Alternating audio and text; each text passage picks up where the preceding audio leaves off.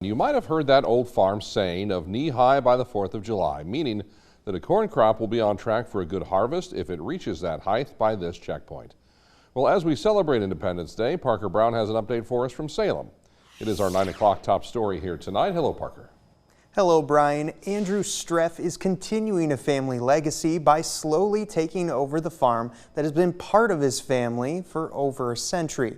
He knows a thing or two about what to look for. So far, he says the corn yield is looking great in 2025.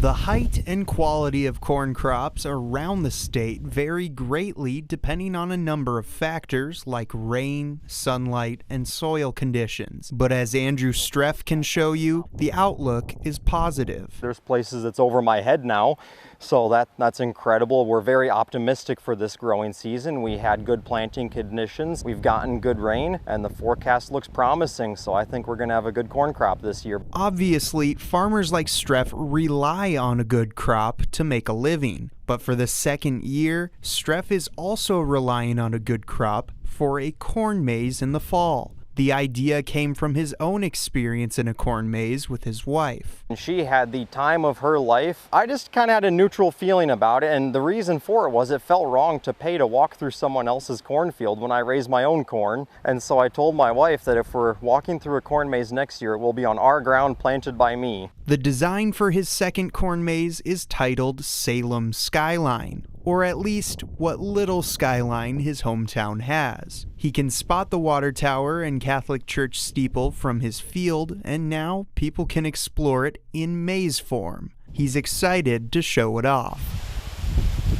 A lot can change between now and harvest, but the benchmark has been surpassed on the Streff farm. Knee-high by the 4th of July is not a rule by any means, but it helps farmers navigate a field of uncertainties, and it grows hope for the harvest. It certainly is an old saying, and at this point I would say if it's not at least there, I would be very concerned. And even nationwide, people are very optimistic on the crop this year, and last week Iowa had 85% of their crop rated good to excellent. So there's a good corn crop on the way, I believe, across the nation.